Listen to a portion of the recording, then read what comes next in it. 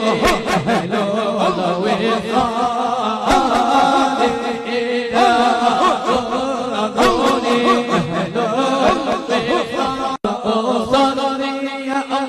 يا الله يا الله يا الله جمالكم. Dalam kehidupan kita harus membangun dalam amal kita, bahwa amal kita benar-benar menjawab seruan para nabi dan para rasul. Nabi yang mengajak kita pada ketaatan kepada Allah, amalan kita menjawabnya dengan ketaatan. Nabi yang mengajak kita untuk meninggalkan maksiat, amalan kita menjawab dengan meninggalkan maksiat itu. Nabi yang mengajak jalan-jalan ke surga, kita pun berada di atas jalan-jalan itu. Nabi yang melarang kita daripada jalan-jalan yang akan mengantarkan kita ke neraka, kita pun takut dan berhamburan lari dari jalan-jalan ke neraka itu. Itulah yang diinginkan Allah Tabaraka wa Ta'ala ketika Allah Subhanahu wa Ta'ala menyampaikan kepada kita pertanyaannya nanti di padang mahsyar, madza ajabtumul mursalin. Dan alangkah meruginya orang-orang yang ketika bertemu di akhirat bersama Nabi Muhammad SAW, dia baru sadar ternyata kehidupannya sangat tidak mencontoh dan mengikuti Rasul yang diutus oleh Allah ke permukaan bumi. Di dalam surat Al-Kahfi Allah berfirman, Qul hal nunabbi'ukum bil akhsarina a'mala alladzina dhalla sa'yuhum fil hayatid dunya wa hum yahsabuna annahum yuhsinuna sun'a. Maukah kalian kami beritahu tentang siapa orang-orang yang paling merugi amalannya? Orang-orang yang di dunia salah amalannya, namun mereka mengira merekalah orang yang telah berbuat baik. Di akhirat kelak, kita umat Nabi Muhammad Sallallahu Alaihi Wasallam akan bertemu langsung dengan Nabi Muhammad Sallallahu Alaihi Wasallam. Mari camkan di dalam hati kita yang paling dalam, camkan di dalam memori kita yang paling kita ingat, di akhirat saya akan bertemu dengan Rasul saya Muhammad Sallallahu Alaihi Wasallam. Dan Rasul akan menilai amalan saya benar atau tidaknya.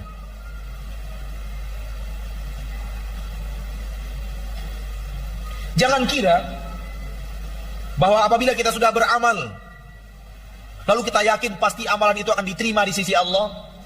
Yang akan diterima di sisi Allah adalah amalan kita yang sesuai dengan risalah Rasulullah, dan Rasulullah SAW yang akan menjadi saksi di hadapan Allah sesuai atau tidak sesuainya.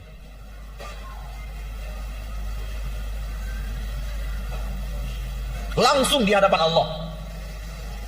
Fa kaifa idza ji'na min kulli ummatin bi syahid wa ji'na bika 'ala haula'i syahida.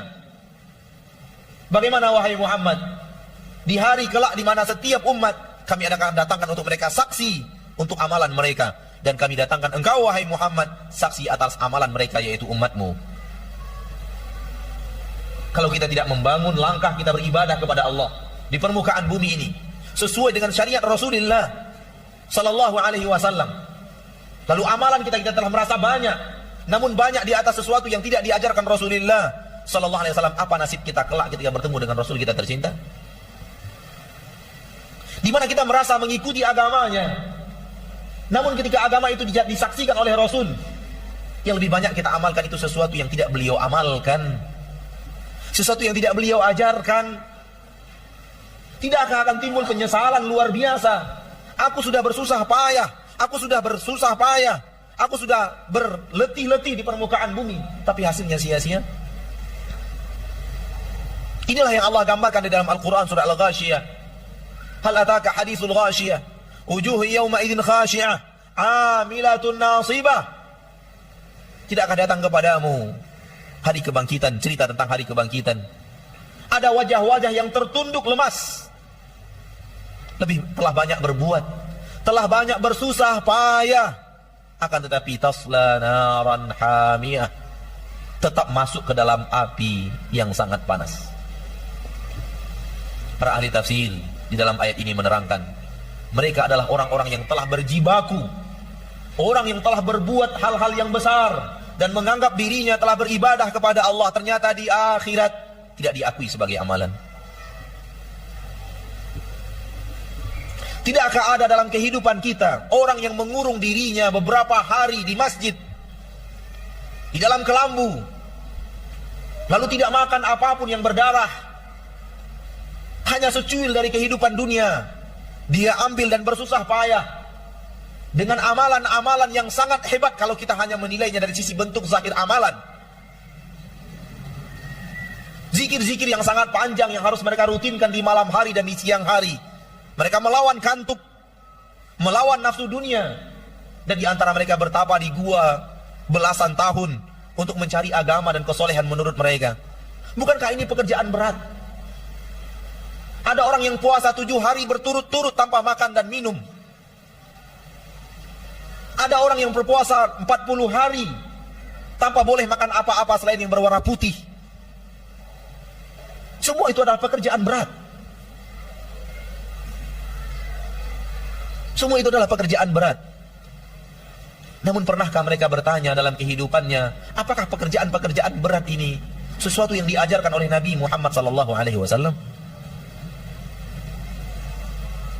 Ataukah ini adalah sebuah kebiasaan yang kita terima dari turunan-turunan kita dan kita anggap sebagai ibadah?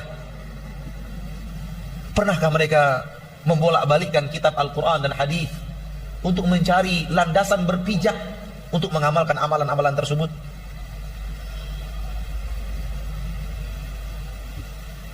Lalu bagaimana kalau nanti bertemu dengan Nabi Muhammad SAW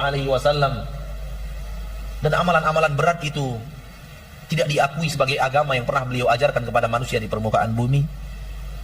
Karena beliau tahu mana yang beliau ajarkan dan mana yang tidak beliau ajarkan.